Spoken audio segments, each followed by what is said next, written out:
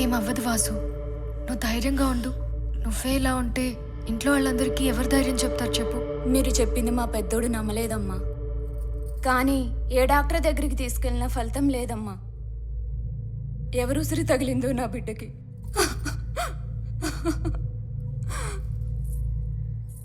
అన్నయ్య, రేపే 12వ రోజు. రాత్రి శైలజ శ్మశానానికి వెళ్తుందేమో చూడండి. శైలజ పరిస్థితి నువ్వే చూసావు కదా రేఖ. మంచం మీద కదలడమే కష్టంగా ఉంది. అలాంటిది లేచి ఎక్కడికో వెళ్తుందా?